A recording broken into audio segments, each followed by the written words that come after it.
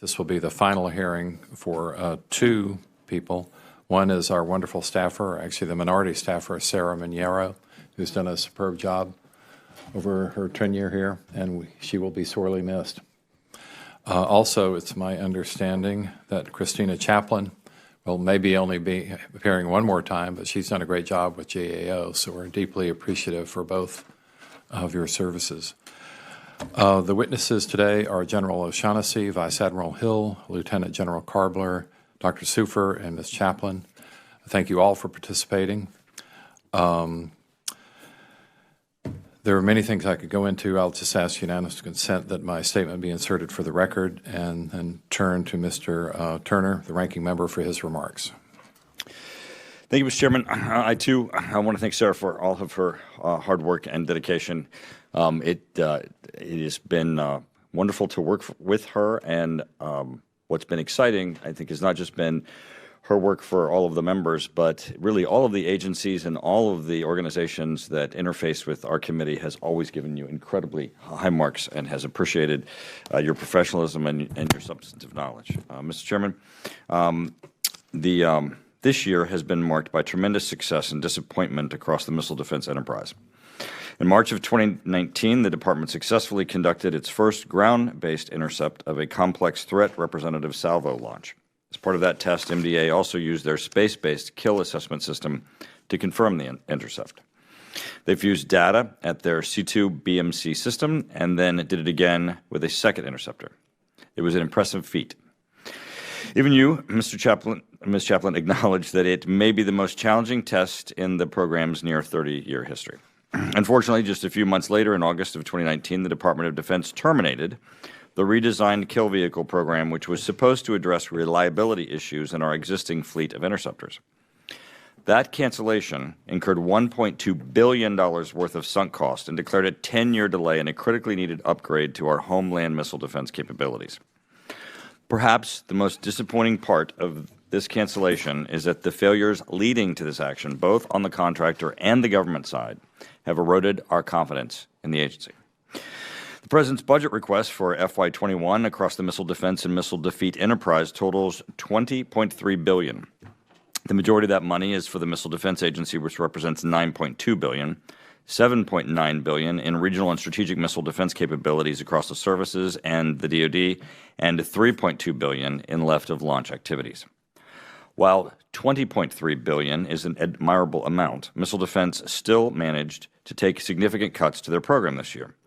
Notably, this year's budget cancels the Homeland Defense Radar, Hawaii, and the Pacific Radar.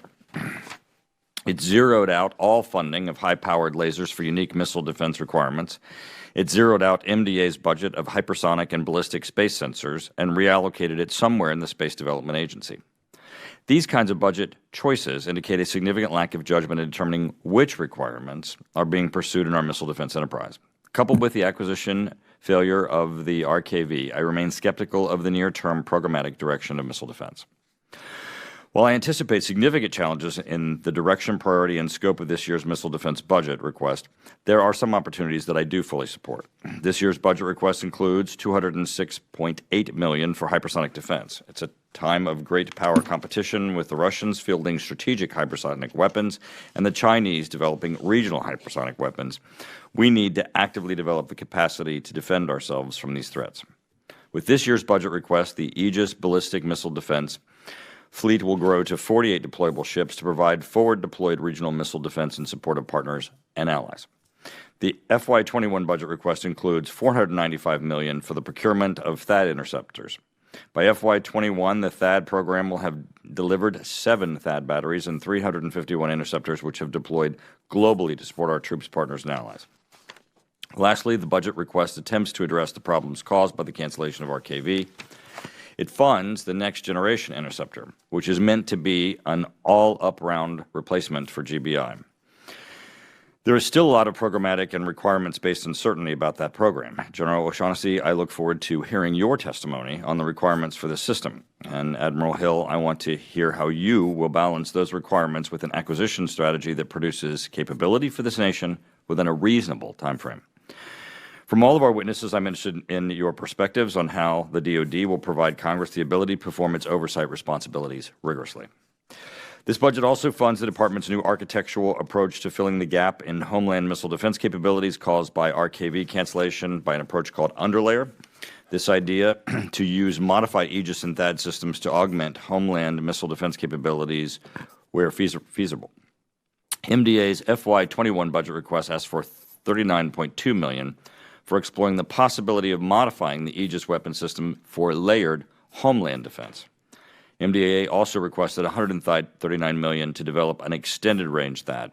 It is my sincere hope that these capabilities can rapidly be developed and fielded to help address the very real capability gaps we will experience in our homeland missile defense system in near to midterm. This year's missile defense budget is important not only because of what it chooses to fund, but also what it chooses to zero out. It serves as a testament to the policies and priorities of the Department of Defense. While I've always been a strong supporter of this mission, I have deep and justified skepticisms of the program's direction, transparency, and accountability of the current enterprise.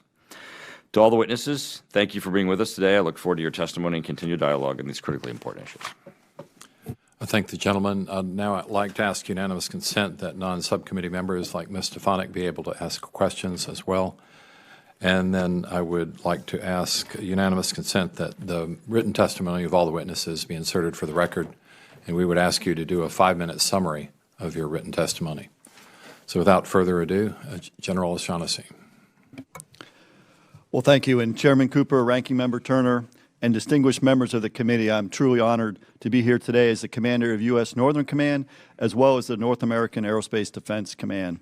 And I'm also pleased to testify alongside Dr. Soofer, Admiral Hill, General Karbler, and Ms. Chaplin. And thank you for allowing us to submit our written testimonies for the record, sir. And U.S. NORTHCOM and NORAD are charged with executing the National Defense Strategy's #1 objective, defend the homeland. Our adversaries have watched, they've learned, they've invested to offset our strengths while exploiting our weaknesses. They've demonstrated patterns of behavior that indicate their capability, their capacity, and their intent to hold the homeland at risk below the nuclear threshold. And the changing security environment makes it clear that the Arctic is no longer a wall, the oceans are no longer protective moats, they are now avenues of approach to our great homeland. And this highlights the increase in our adversaries' presence in the Arctic as well. To meet this challenge, we need to invest in a capable and persistent defense that can deter adversaries, protect our critical infrastructure, enable power projection forward, and prevent homeland vulnerabilities from being exploited. To deter, detect, and defeat the threats arrayed against our homeland today, U.S. NORTHCOM and NORAD are transforming our commands and our way of thinking. We cannot defend the nation against 21st century threats with 20th century technology. We must be able to outpace our adversaries using a layered defense infused with our latest technology. To do so and secure our competitive military advantage, we will continue to partner with our nation's defense and commercial industry to transform rapidly evolving science into leading-edge digital age technology. The Strategic Homeland Integrated Ecosystem for Layered Defense, or what we're calling SHIELD, is the architecture we need to defend our homeland against adversary threats. As such, our layered defense needs to establish awareness in all domains, from below the oceans to the highest level of space, including the unseen cyber domain, which are all at risk. We need a layered sensing grid with ground-based interceptor now and next-generation interceptor in the future, as well as an underlayer lined with sensors that deliver domain awareness and the command and control systems that drive engagements long before approaching our sovereign territory. We need the ability to deploy defeat mechanisms capable of neutralizing advanced weapon systems in order to defend the homeland. We have put great effort into these areas, such as the ballistic missile defense, along with the need to aggressively defeat additional threats to include the ever-growing cyber and cruise missile threats. Next-generation interceptor, underlayer, and a layered homeland defense architecture will give us the capability we need to counter tomorrow's ballistic missile threat. We've worked closely with the Missile Defense Agency to identify and incorporate trade space and bring the timeline left. The Joint Requirements Oversight Council met earlier this week to discuss all aspects of the program, and everyone in the department is shoulder to shoulder with the plan to proceed to include time as a key factor. The pending release of the NGI request for proposal will look to further incentivize industry to deliver this capability to the warfighter as soon as possible. We're also addressing another priority, to achieve synergy between ballistic missile defense and cruise missile defense. This will allow us to take advantage of inherent capabilities that can apply to both efforts and open up opportunities for smarter funding and technical decisions across both programs. We are mindful of the gravity of our mission and the trust you have placed in us. Aligned with the NDS and capturing our sense of urgency, we at U.S. Northcom and NORAD have declared 2020 as a year of Homeland Defense and are moving forward with the implementation of SHIELD. You and the committee should have great faith in the men and women at U.S. Northcom and NORAD because together we have the watch. Thank you for your support, and I look forward to your questions. Thank you, General. Now, Vice Admiral Hill.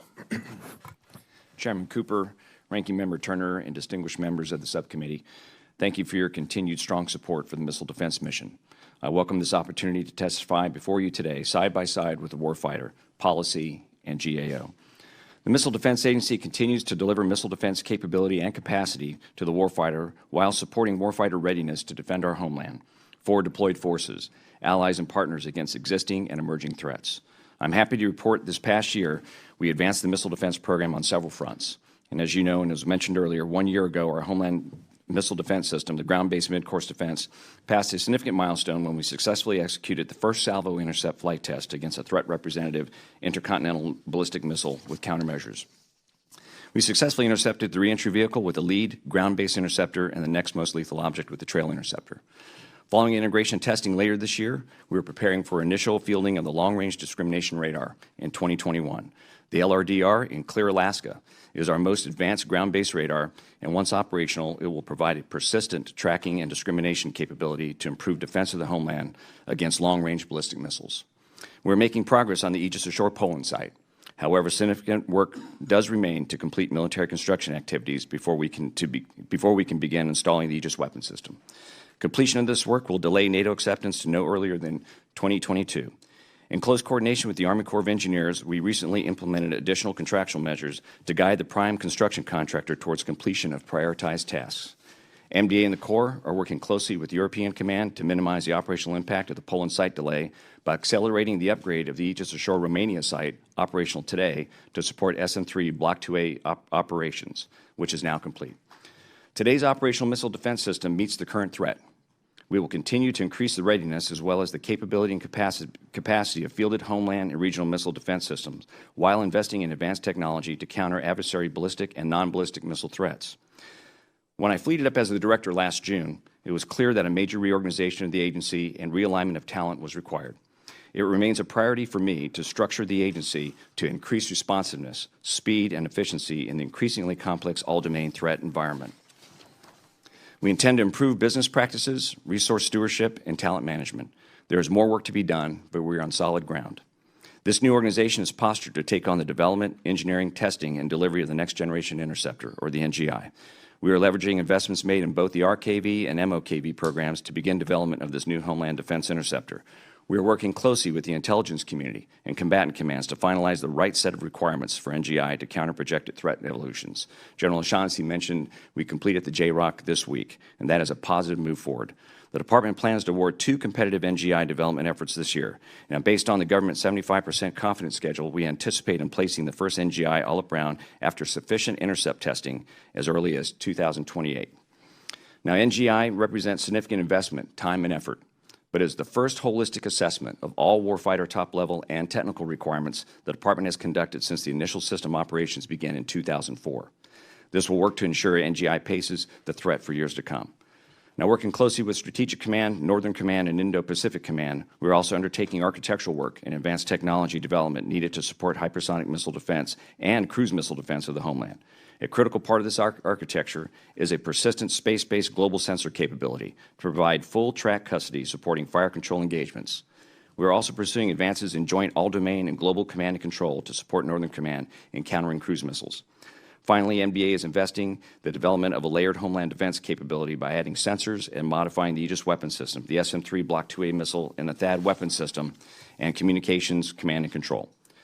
Later this year, we will conduct the first Aegis SM-3 Block 2A intercept of a simple ICBM. We are also assessing upgrades to the THAAD interceptor for testing against an ICBM. I want to emphasize that these regional missile defense systems are not replacements for the long-range missile defense capability provided by GMD. However, these capabilities within a layered homeland defense architecture provides flexibility and options for the nation to increase the effectiveness of our defenses. Thank you, and I look forward to answering the committee's questions. Thank you, Admiral. Now, Lieutenant General Karbler. Chairman Cooper, Ranking Member Turner, and distinguished members of the subcommittee, I'm honored to testify before you today. Thank you for supporting our service members, our civilians, contractors, and their families, and your continued support to Army Air and Missile Defense. I am here today as the Army's proponent for air and missile defense, its forces and capabilities, and as the commanding general responsible for the soldiers who stand ready to defend our nation from an intercontinental ballistic missile attack, as well as the soldiers who provide critical missile warning to Army and joint warfighters. As air missile threats become more diverse and numerous from competitors worldwide, the Army Air and Missile Defense Enterprise is working hard to ensure our warfighters and our homeland are protected. Air and missile defense is one of the Army's 6 modernization priorities, and the Army continues to accelerate delivery of capabilities and capacity as outlined in the Enterprise Framework for Modernization, Army Air and Missile Defense 2028. For example, the first 5 prototype systems of interim, mobile, short-range air defense are in government testing. And per the fiscal year 2019 National Defense Authorization Act, the Army selected Iron Dome as the indirect fire protection capabilities interim cruise missile defense solution. We also continue to explore high-energy lasers, which have great potential as a low-cost, effective complement to kinetic energy to counter rockets, artillery, mortars, cruise missiles, and unmanned aircraft systems. The Army continues to press towards interoperability among sensors and shooters, as well as further integrating space capabilities into multi-domain operations. Critically important systems include the Army's 5 TPY-2 forward base mode radars and 4 Joint Tactical Ground Stations providing missile warning from space-based sensors. In all of its air and missile defense missions, the Army seeks a balance of capabilities, both offensive and defensive, to counter threats left of launch and throughout all phases of flight, in any weather, in a denied, degraded, or contested environment. Finally, let me emphasize that people are our greatest strength. The dedicated service members, civilians, and contractors who develop, deploy, and operate our nation's air and missile defense systems, as well as their families who are just as much a part of our team. The continued support of Congress is critical to our ability to develop and retain our highly qualified and mission-ready team. I look forward to addressing your questions. Thank you. Thank you, General. Dr. Soofer. Chairman Cooper, Ranking Member Turner, and distinguished members of the Strategic Forces Subcommittee, thank you for the opportunity to testify on U.S. missile defense plans and programs in support of the fiscal year 2021 budget request. United States missile defense policy supports the National Defense Strategy, is driven by the evolving missile threat, and continues to be guided by the 2019 Missile Defense Review. Our nation's first priority remains defense of the homeland against rogue nation ICBM threats, while we rely on nuclear deterrence to address the more numerous and complex nuclear threats posed by China and Russia. To pace the North Korean ICBM threat, the administration has announced the fielding of an additional 20 ground-based interceptors for the protection of the homeland. I will say more about this in a moment. Our second priority is to provide missile defense protection for our deployed forces and allies against increasingly complex regional missile threats. Integrated air and missile defenses support our freedom of maneuver and ensure the United States can reinforce allies and coalition partners during times of crisis and conflict, which serves to deter conflict at the outset. We continue to prioritize cooperation with allies and partners, some of which have come under missile attacks recently. Finally, we seek to hedge against evolving missile threats and unexpected adversary developments by investing in advanced missile defense technology, the most important of which is space-based sensors for tracking. Recent changes in the Department of Defense plans to field an additional 20 ground-based interceptors for the defense of the homeland have been of keen interest to the subcommittee. Like General O'Shaughnessy, OSD policy leadership is concerned with the resulting delay, but concur with the chosen course of action as the best means to address the rogue state missile threat as it evolves. The specific concern is that such delay could create security risks for the United States should the North Korean ICBM threat mature faster then we can field new ground-based interceptors. This is a difficult judgment to make because while we are well protected today, there is uncertainty about how quickly the threat will evolve. In this regard, the Department is taking a number of steps to move towards a more effective layered approach to homeland defense.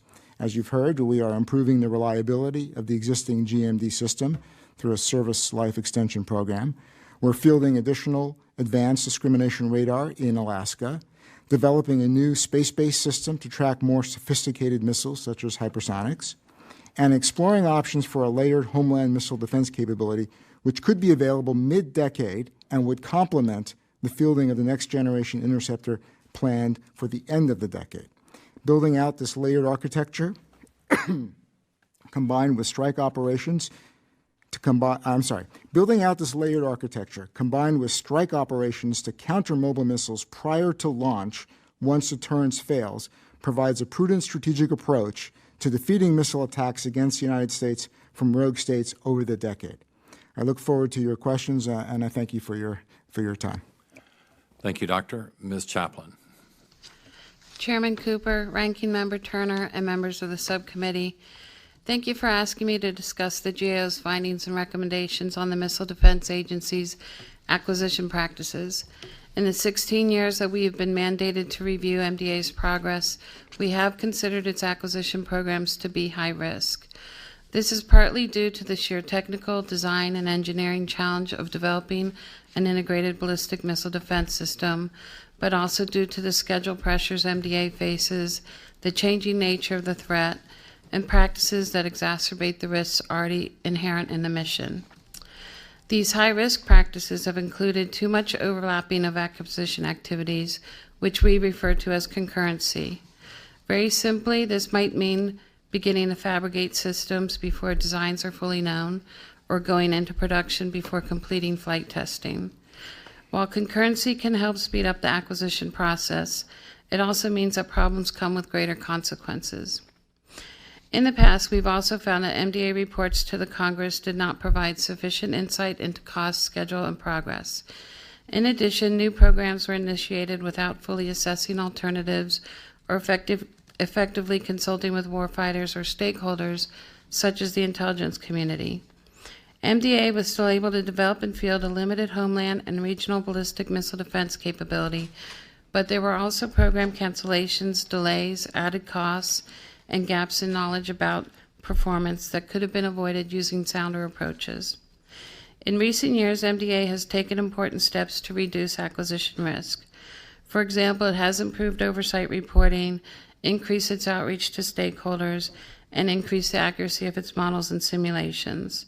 Importantly, it has also taken steps to reduce concurrency. For example, full-rate production was postponed until problems with the SM-3 Block 1B were corrected. While these and other changes are significant, more can be done, as illustrated with the recent cancellation of the RKV program. First, MDA can take additional actions to incorporate knowledge and perspectives of stakeholders. In the early stages of the RKV program, for example, concerns raised by warfighters and independent experts about the design of the RKV went unheeded. In the end, the same design issues were the principal reasons for the program's cancellation. As it plans its next generation interceptor, we are seeing that MDA is taking actions to work better with stakeholders, and more broadly, it is assessing how to better engage the intelligence community. Second, as with the case with RKV, MDA still resorts to reducing tests or adding concurrency when experiencing developmental delays or schedule pressures. Both practices tend to be harmful. One reduces knowledge about performance, the other increases the cost and time needed to deal with any performance problems that are discovered.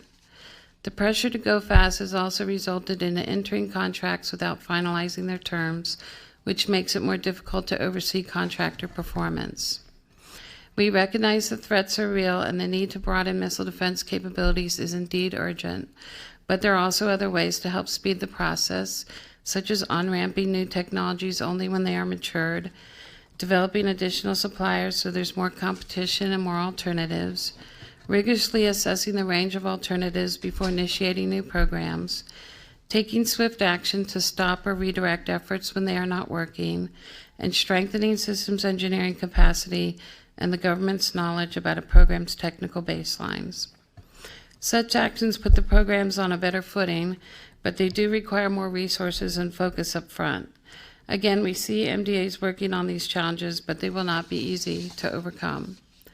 We also recognize that Congress and DOD are looking at different facets of missile defense, including acquisition, the transfer of systems to the military services, and MDA oversight. These studies are important as MDA is at a pivotal crossroads, needing to balance its ability to pursue new missions while also maintaining its existing portfolio. We look forward to working with the agency as it addresses any recommendations from these studies, as well as our own, and moves forward with its new programs. Thank you, and also thank you to Sarah Miniero for her support with GAO. I'm happy to answer any questions you have. Thank you very much. It's my understanding that the first series of votes will be about 10:30, so I'm hoping we can conclude the public portion of this hearing by then. I am going to forego my public questions and save most of my time for the closed session, but I would like to yield my time now to Ms. Stefanik. Thank you, Chairman Cooper. I appreciate you yielding your time. I also want to echo my colleagues' comments about Sarah Manero. You've been a tremendous asset to this committee, and we are grateful for your service and wish you the best on your next steps. I wanted to start off by asking you, General O'Shaughnessy, with the cancellation of the RKV, coupled with emerging threats that we face, I would like your comments and assessment on the critical need for an East Coast missile defense to ensure that we do indeed have a layered defense, specifically the next generation interceptor. Yes, ma'am. Thank you for the opportunity, because I do think it's important that we do consider that we have to be able to respond to the threats. In other words, we don't own the timeline. Our adversaries own the timeline in the sense that they develop capabilities, and we have to maintain the ability to defend against them. I can tell you today I can defend against the rogue nation threats that are current, for example, in North Korea. I also have the ability with our current system to defend against, for example, in Iran, if they were able to develop said capability. My biggest challenge now going forward will be, as we do look at NGI and the follow-on versions thereof, that we maintain that competitive advantage. Things that we need to consider. We have Fort Greely, we have holes that have literally already been dug that we need to fill with capability with the NGI. Following that, we would probably need to continue to assess the capacity as well as the geography of where we think threats would be coming from. I think that assessment has been happening. The Continental Interceptor site work that's been done is certainly going to inform that as we go forward to how do we maintain our ability to defend against these threats. And Mr. Soofer, I want to go to you. As you know, Fort Drum has been released publicly by the Secretary of Defense as the preferred location for any potential East Coast missile defense. Is that your understanding? Yes, it is, Congresswoman. Thank you. With that, I'm going to yield back to Mr. Cooper. Thank you. Mr. Turner. Thank you.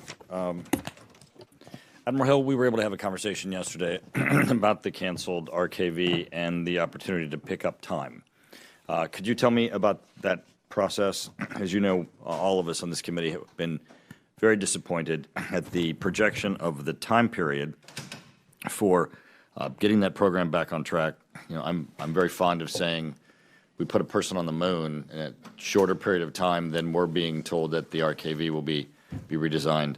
Could you tell us of your efforts in that, and give us any hope that we might actually be able to have capability within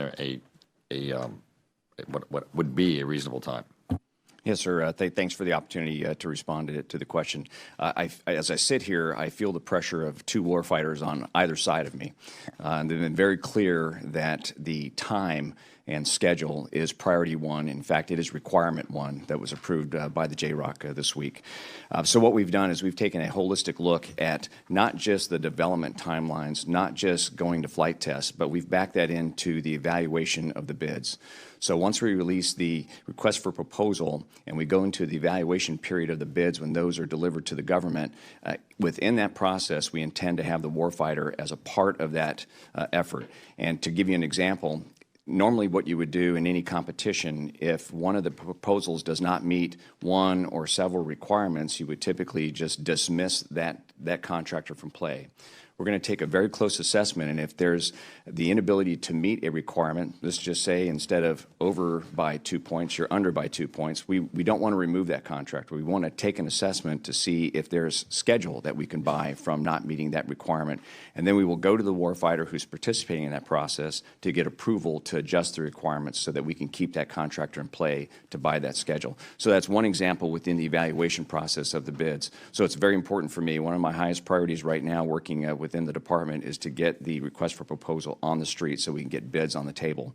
You know, we mentioned before the 75% schedule, and you know that's just kind of lingo from our side on the acquisition world, where you have a 50% confidence is what you normally go with. We want to really dig into the schedule, so we're at a 75%, which gives you that 2028 timeframe. We know that working with industry through the evaluation process, we can have opportunities to pull in schedule. So there's the evaluation period. When you get into development, we have a series of knowledge points. We have a series of milestones as we track through each major event. And again, we're going to keep the warfighter engaged. I'm very happy, even though the JROC is not an MDA process, that General Hyten has stepped in. He has told me personally he wants to help. And the help of having the 4-star level service chiefs engaged in how we're doing through development is unusual, but I think it's necessary in order for us to capitalize on any schedule advantage we can get through the development, sir.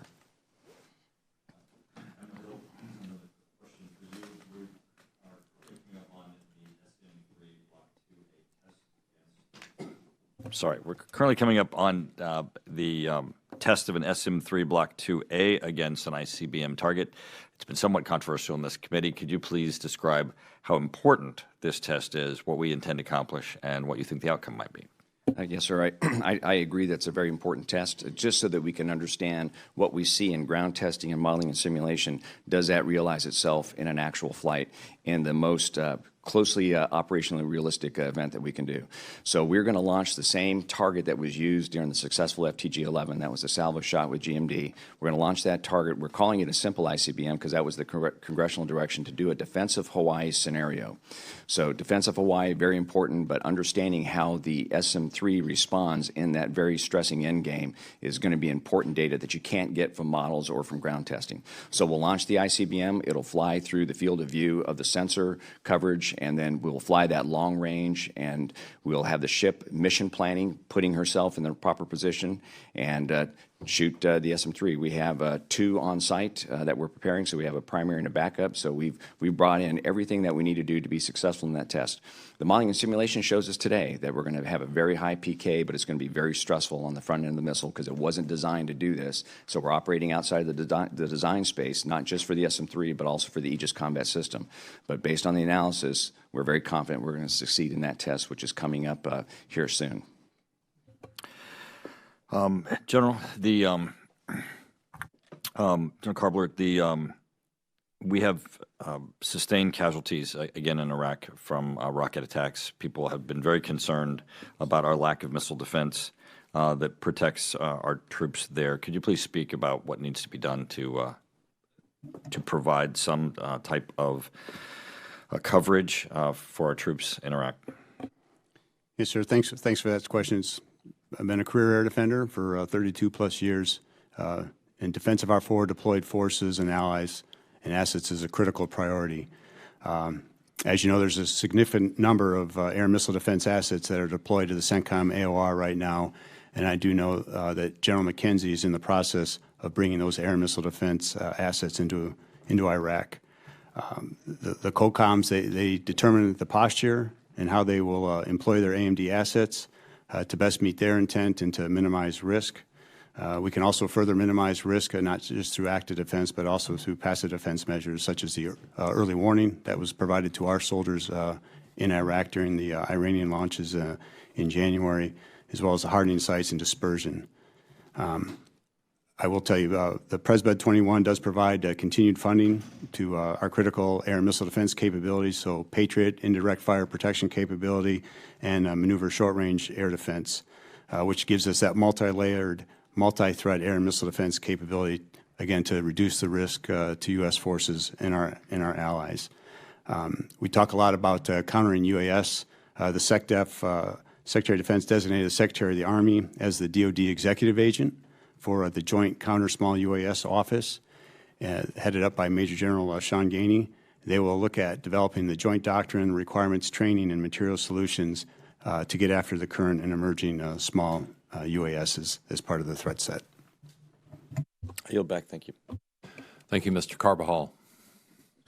Thank you, Mr. Chair, and welcome to all of you today. Admiral Hill and Ms. Chaplain, what steps are being taken to ensure that the next generation interceptor does not have the same fate as the GBI and the RKV? The GMD program has cost more than $40 billion, an enormous amount of money spent on the EKV program, which has produced a system with a very poor record. The RKV program wasted $1.2 billion trying to fix the kill vehicle.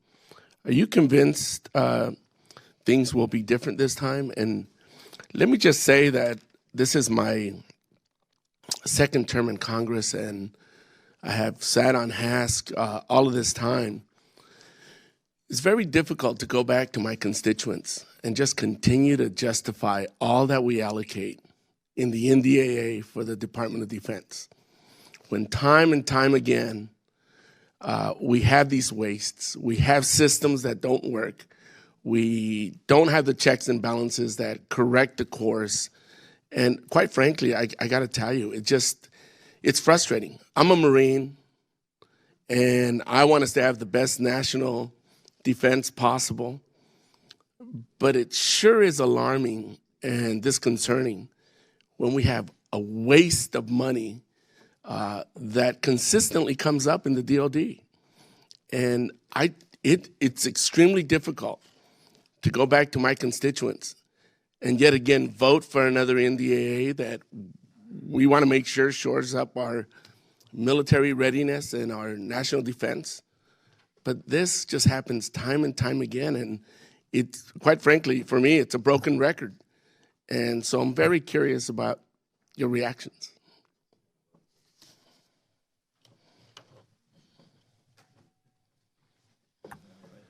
Sir, thanks for the question. I will tell you that I am laser focused on the fact that the country has invested and continues to support defense against long-range rogue threats. I remain concerned about that. The whole reason why we have a GMD system is to protect this country, to protect your backyard, protect my backyard, protect our children. I have high confidence in that, but we can turn to the warfighter to get a confidence check from them. I look back at the data from FTG-11, and one of the newest missiles flying one of the oldest missiles, that was a dual salvo. To me, it builds a lot of confidence in today's GMD fleet, the Aegis fleet, strong, the THAAD fleet, strong, what we do with Patriot and how we bring those all together and link them, whether it's regional and in the future for Homeland Defense. To me, I think that's a very, good path to be on, particularly against today's threat and then where we're going. For NGI specifically, some things that we're doing different and it may sound a little geekish to you, but it's very important that you get the requirements right. So we started there by working closely with the intelligence community. And I'll tell you, it's a little bit of a rough ride as you come through assessing what the threat would be and all the uncertainties. But based on our best knowledge and the best people sitting around the table, we set those threat requirements and we had those approved through the JROC. The operators approved those requirements. So that's very important to me. And then you look at the kind of contract approach that we're taking here. What we're going to do is compete. So we're going to have a competition at the all-up-round level. This is just not the kill vehicle. It's the all-up-round level because it's so important that we address all technical and warfighting requirements at the all-up-round level. Because it's operating within a larger system, we need to make sure that we've got the whole missile right. We are funded to take 2 contractors through preliminary design. And if there's enough resources in the program, we're going to go all the way through critical design. And if I had it my way, we'd go all the way to flight testing and have ourselves a dual production line. Competition is key. And then rigorous technical evaluation all the way through. So I think we've set this up to do it right. We learned a lot. As frustrated as I am and as you are with the RKV program, we learned a lot from that, and we are making sure that we've laid down the right requirements, working with the warfighter, working with the threat community, and then getting into the development and the contract approach. Thank you, sir. Ms. Chaplain, thank you. So I would agree with the actions that he's already cited and would concur they're very positive. We also see that MDA is trying to make sure there's some key flight tests before they do go into production, which is a good sign. And they're also emphasizing early parts testing, which was an issue in the last program. On the other hand, RKV itself started out with good intentions and good practices as a foundation, and it was just later in the program when things started going, when they started experiencing delays and problems, that they went back to some of these high-risk practices. So we're hopeful that things will be better. We're very encouraged by the interaction with stakeholders this time and the intention to get department-wide buy-in and to adopt some better acquisition practices, but still cautiously optimistic because we've seen other programs start out with good intentions too. Thank you. Mr. Chair, I yield back. Thank you. The gentleman's time has expired. Before we move to the next questioner, let me note that Admiral Hill mentioned the term laser-focused in his oral reply, and General O'Shaughnessy had mentioned it twice in his written testimony. I would suggest that's an inappropriate term since the laser activities have been zeroed out of the NDAA budget this time. Mr. Rogers. That's why I like him. Dr. Soofer, we've heard General O'Shaughnessy and Admiral Hill both talk about the importance, and you talk about the importance of this space-based sensor for both ballistic and hypersonic missiles. In the last NDAA, Congress instructed that development take place in the MDA. It was, as we understand, moved over to the Space Development Agency. And then in this year's PB21, it says that it's transferred to SDA. Who's working on this sensor capability? Congressman, may I defer the answer to Admiral Hill, who works closely with the Space Development Agency? And I'm all for it. Whoever can answer my question. Sir, yeah, thanks for the question. And as you know, MDA had been plussed up over the years to start the development and initiate the hypersonic ballistic tracking sensor system.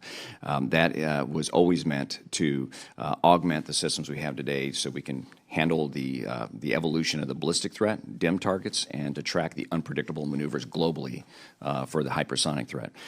Decision was made during the budget formulation in PB21 to take those dollars out of the Missile Defense Agency and place them within the Space Development Agency. Who made that decision? Congress directed it to be done in MDA. Yes, sir. It was made within the department. Who made that decision? I believe it was recommended by Dr. Griffin. He mentioned that recently in public. What he was trying to do, and he's trying to consolidate the dollars for space because it's such an important capability that we need. And so by having it run by basically the architect for the proliferated capability, Dr. Tournier, as the director of SDA, there's no light between us. We're working very, very close. What I do recognize as a concern for the Congress is visibility into how those dollars are leveraged and making sure that MDA is in charge of building that sensor. There's been no change in that strategy for MDA to remain the developer for that sensor and to provide that to SDA as part of their architecture. I like Dr. Griffin, but he should have come back to us and talk to us about that before the decision was made. So tell me now, who's doing the development? Is it you or SDA? It is the Missile Defense Agency for HBTSS as part of an SDA architecture. Okay. Do you feel like you're making substantial or significant progress? I think we are. We've been very focused in first on, we did the AOA, we came through our concept of operations. We've worked very closely on what we consider to be the highest risk, which is, how do you deal with clutter, right? When you're looking down from space and you're trying to track things that are maneuvering globally, that was the highest risk for us, remains that highest risk, and we're moving towards a demo of what we call signal chain processing. So we're on track. I want to go back to your last answer. I want to understand how you're doing the development of the space-based sensor, but the money's been moved to SDA. Yes, the intent is for SDA to provide funding back to MDA to continue the development work and provide those sensors to the SDA architecture. Okay. General O'Shaughnessy, what is your requirement for a space-based sensor? Sir, we're very much aligned with Admiral Hill in the sense of urgency to be able to take advantage of all sensors, both terrestrial sensors and then ultimately space-based sensors. Why I think that is so critical now is we see the advancement of things like hypersonic glide vehicles, where it's no longer a trajectory flying in a ballistic manner that you can have a radar contact, a radar vector that then you can translate into the impact area. Now with hypersonic glide vehicles, you need to maintain custody of that vehicle to be able to give the appropriate warnings for our strategic command as well. And so to me, it's not just about using it from the defeat side, but it's also the warning side. And to me, the only way you're going to get that is with space-based sensors. In your best military judgment, do you believe that we have adequately funded, or the presidential budget is adequately funding your requirement? Sir, I would say we need to continue to invest in this as critically important going forward. I think we have the initial funding, but I do think we need to maintain a focus on this because this is going to be key going forward to our overall Homeland Defense design. I'll take that as a no. Admiral Poland Aegis ashore, what a nightmare that's turned into. Tell me the contractor's eating the cost for these overruns and not the government. Sir, thanks for asking that question. I recently met with General Semonite, and it was a tough meeting because we were looking for a way to get more predictability into that schedule. I will tell you, for as long as I've been on board, that's just been very hard to measure. So when you have a construction contract that is a firm fixed price, and how you check to see that work is being done, it's not the way you would do it in another kind of a contracting scheme. And so we worked very closely with the Army Corps to say, let's go do two things, and we've done this within the last 2 weeks. The Army Corps has refused to offer payment to submittals that are coming in from the company today, from the construction contractor. That's sending a message. In fact, their surety company is on site, so we know the message is being heard. We have prioritized very specific items within the contract now. We're no longer giving them the freedom to just go work on what they want to work on, right? That's not predictable. So we've said these are the priority areas that support the Aegis combat system install and check-in. As you know, the Aegis system is boxed up in temperature-controlled boxes on site, ready to be installed. And so we're very impatient, and so we're working very close with the Army Corps to really leverage and pressurize the contractor. It could move into the direction where none of us really wants to be. But for now, we're giving them a chance, but it's kind of a carrot and stick approach. Here are the priorities, and we're not going to pay you until you get those done. Thank you very much. I yield back. Yes, sir. Now, Mr. Garamendi.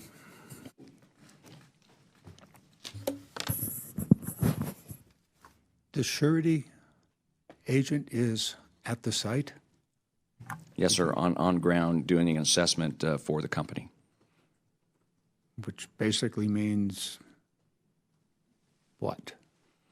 What that means is they are preparing to either move out and complete as fast as they can, or preparing for the government to terminate. That's what I thought it meant. In other words, deep, deep trouble. Correct?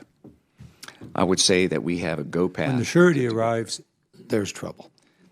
Not always. I think this is actually a positive. The insurance policy is about to be in place. Moving on. I guess this goes to Admiral Hill and Mr. Chaplain. Miss, what specific steps are being taken to make sure that the next generation interceptor does not follow the same problematic development process that the GBI and RKV followed? The GMD program has cost more than $40 billion. Mr. Carball. I'm sorry, Mr. Carball had asked that.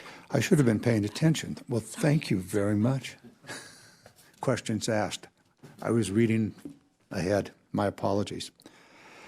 Sir, could I ask to add just a little bit, because Ms. Chaplain spoke to it.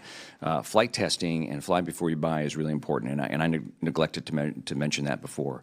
Within that plan, we intend to go to a quick series of 2 intercepts before we go to production. And I will tell you, the coordination that we're doing in the building is just important. The fact that DOT&E has approved that strategy for moving forward in NGI is just one of the many things that we're doing differently. And I'm not sure if you heard the prior answer, so I'll stop there. I think I've been caught not paying attention. Sometimes happens. There's a whole lot of questions here, and the one I'd really would like to go to is a comment made by the Russian Deputy Foreign Minister, saying that the planned U.S. test of the SM-32A against an ICBM can only mean one thing. The United States has started to develop a system that is to be used against us, Russia, and to build up a potential that can devalue the Russian means of nuclear deterrence. How are we evaluating that, and what does it mean with regard to New START and other treaties? Mr. Garamendi, as you know, over the years, Russia has made such comments. They hate U.S. missile defense. They've always hated missile defense, and they always will. I'll just say that that comment represents a bit of hypocrisy. Russia already deploys 68 ground-based interceptors, nuclear-tipped interceptors. They have more interceptors protecting Moscow than we have protecting the United States. In addition, sir, they also field the S-400, and they're beginning to field the S-500, which has capabilities against ballistic missiles. So what I'm suggesting is that they already understand the value of missile defense. Now, the second way I would address that question is we've gone to great pains, both in the context of the Aegis Ashore site in Europe and potentially with the SM-3 2A underlay, to point out to Russia that their missiles are just too technically sophisticated for us to address with the SM-3 2A missile. And the numbers are just overwhelming. For instance, you know they're allowed 1,550 nuclear warheads under New START. Compare that to the number of GBIs we have and the potential number of SM-3 2As, and you know that the Russian concern is just one that's made up and meant to divide us from our allies. I'll let it go at that. Thank you, sir. Thank you, Mr. Brooks. I apologize for being tardy. We had a briefing on COVID-19 by a number of individuals, and it lasted over an hour. So that's where I was spending a lot of my time. If these questions have already been asked, please let me know. But if not, then answer them. The first one is to Lieutenant General Karbler. To meet future operational needs, especially against a peer adversary, the warfighter should be able to leverage space-based assets tactically.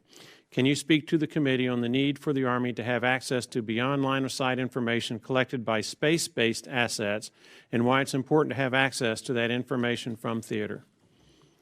Yes, sir. As we know, back in January when Iran launched its missiles into Iraq, the Army JTAGs, the Joint Tactical Ground Stations, those operators, they provided the direct downlink from satellites to that theater early warning architecture, and were able to immediately provide early warning to the soldiers and joint forces that were deployed in Iraq to allow them to take cover and thus reduce potential killed in actions.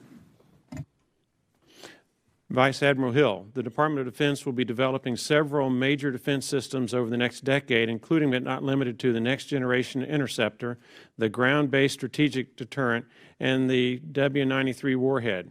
Frankly, I'm worried that we'll soon outstrip our capacity for conducting the required testing on the designs and the components of these systems. In your opinion, where should we be investing today in order to avoid having the testing phase become a bottleneck for these programs?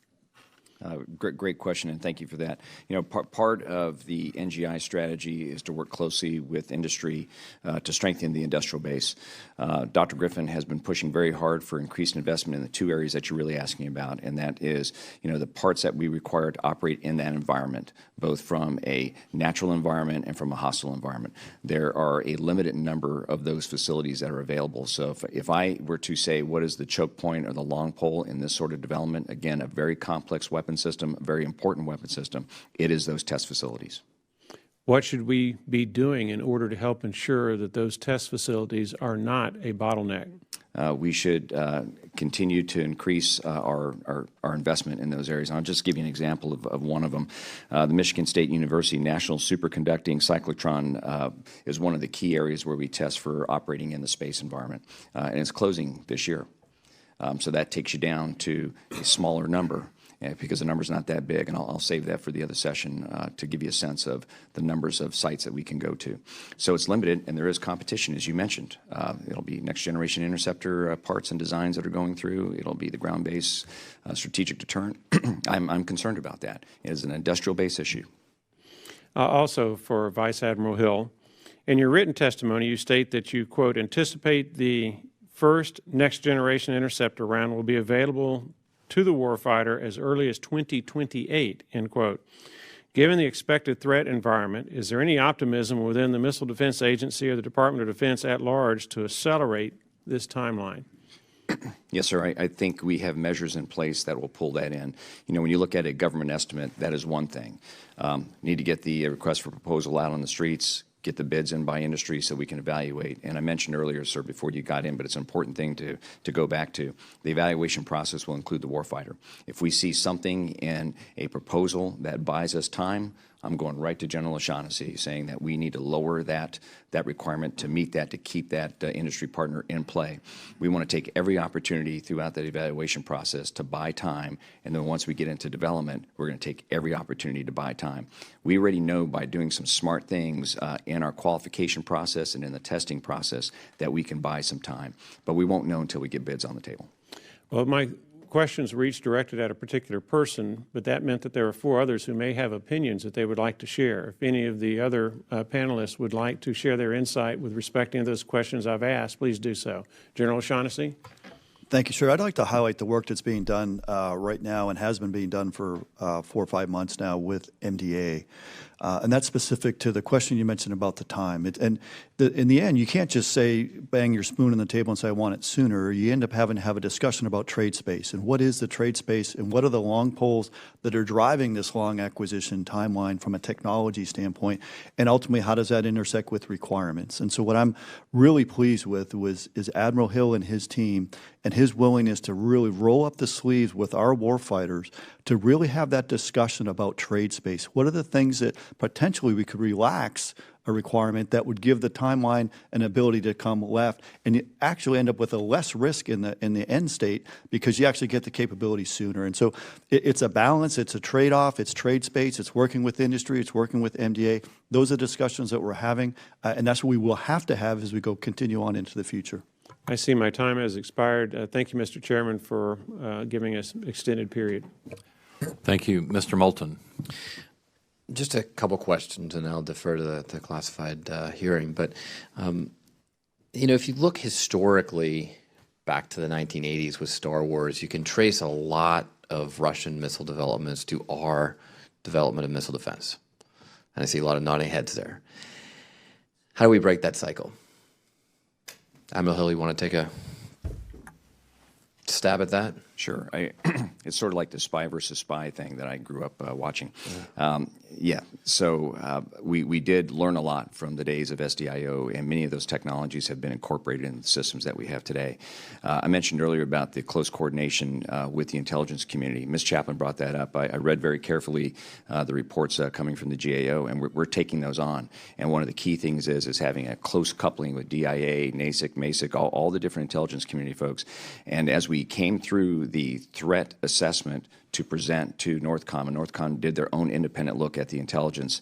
You know, that's when you get out of this game of going back and forth. You have to project forward as far as you can without making it unobtainium, but you need to project forward with the best people you've got in the country. And I think that we brought them all to the table, and we developed a solid set of requirements that'll ensure that when we put that first NGI in the ground out there in the late 20s, that it's ready to perform and can be upgraded along the way through development and upgraded once it's in the ground to take on increasing threat sets. But my understanding is that from a strategic perspective, missile defense program is not designed to go after the Russian threat. That's correct. Our charter is for the rogue threat, but unfortunately, the rogue threat is increasing its capability.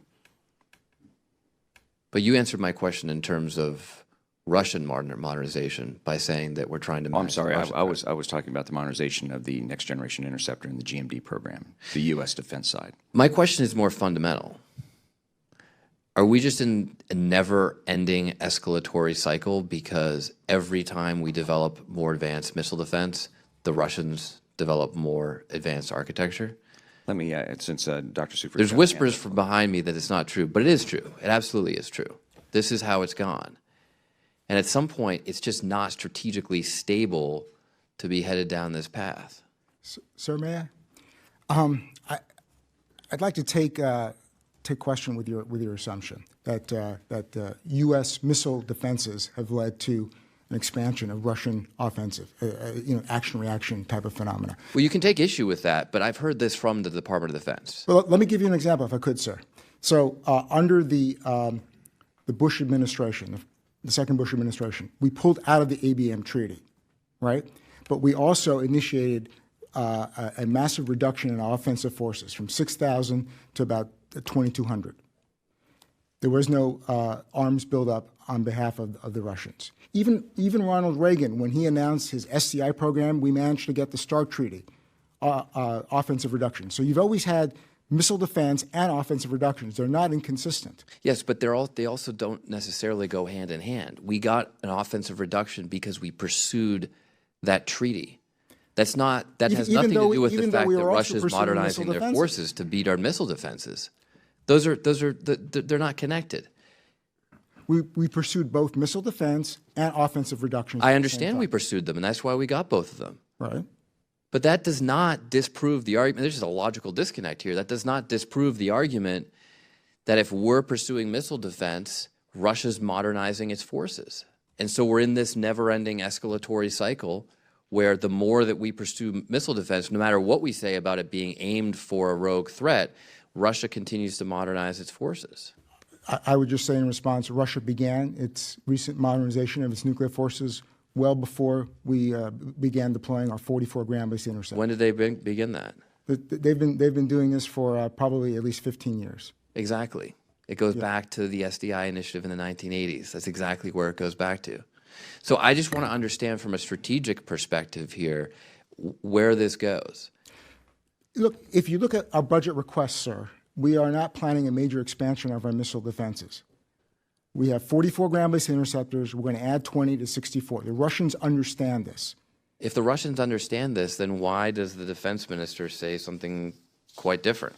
Or the deputy foreign minister, when he said that the planned test of an SM-3-2A against an ICBM can only mean one thing: the United States has started to develop a system that is to be used against us and to build up a potential that can devalue the Russian means of nuclear Sir, they deterrence. do that to influence our allies and to influence our members of Congress.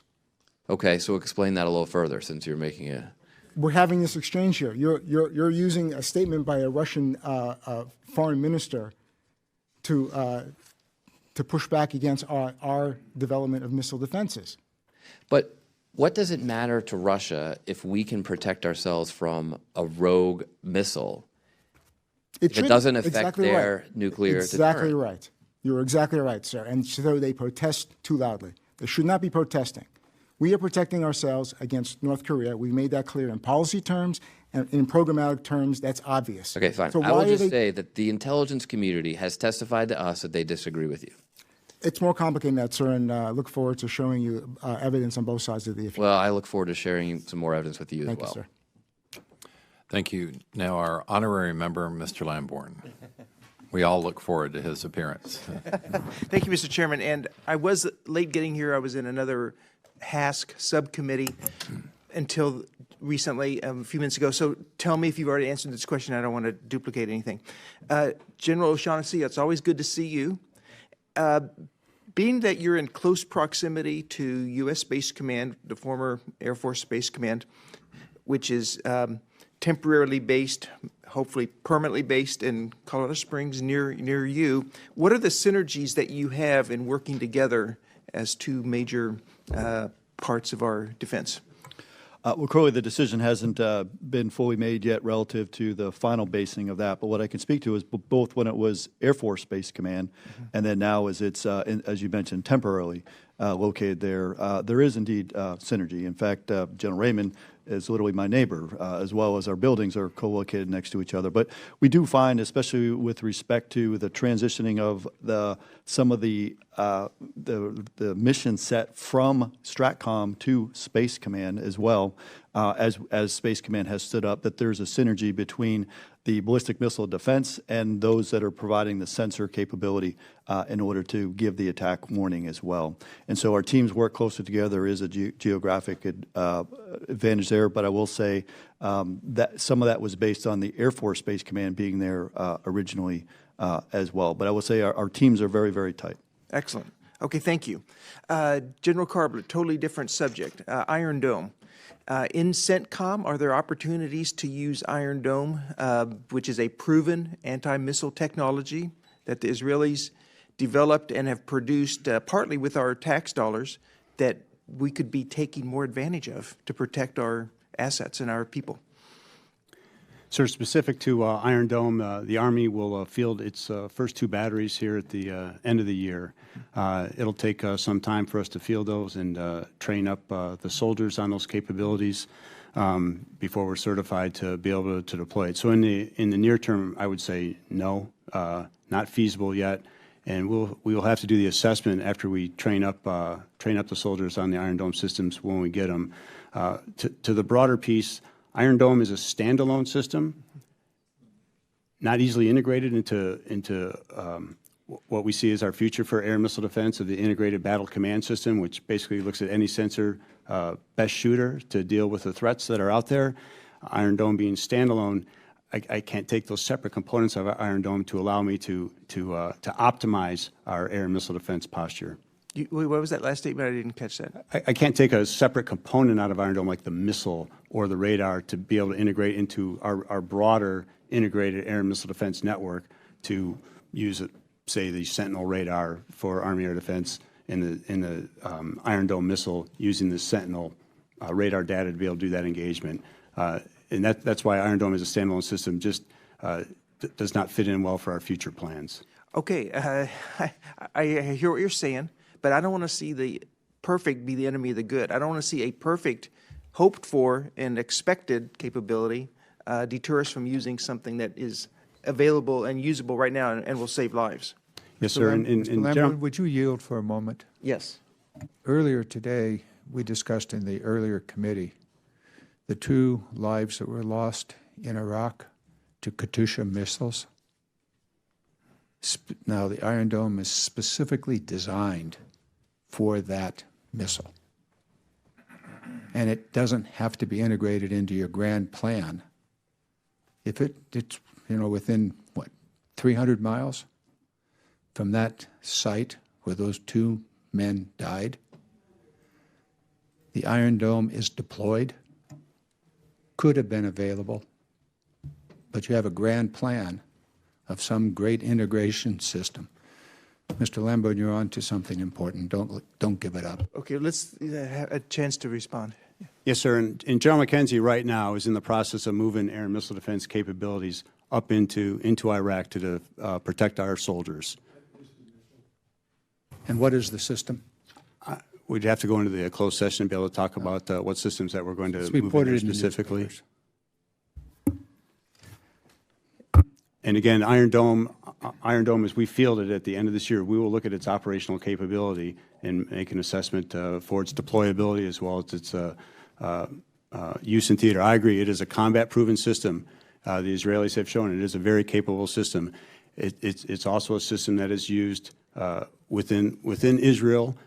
So again, we have to be able to look at how deployable is it, how well can we get it into theater and then operate it with the soldiers, given that it might not be as maneuverable as we might want it to be. Okay, thank you. I yield back. You know better. Mr. Turner. Thank you, Mr. Chairman. I just want to go back to Mr. Moulton's question and try to give some clarity as to how Russia's protestation that the United States missile defense is somehow the cause of their investment in what are new capable weapons and new capabilities. Under New START, we're both limited to 1,550 warheads, 1,550. So Russia has 1,550 weapons, nuclear weapons, that are capable of hitting the United States. There are 40 ground-based missile defense missiles in Alaska. There are 4 in California, 44 to 1,550. So my question to the panel, is there any do we have any capability in our missile defense system to even address the least capable of Russia's missiles? Because that would, of course, suggest that they would need to get greater capabilities if we're able to address their least capable. Is there anything with those 44 that we're actually able to do in addressing the least capable of Russia's 1,550 warheads that are capable of hitting the United States?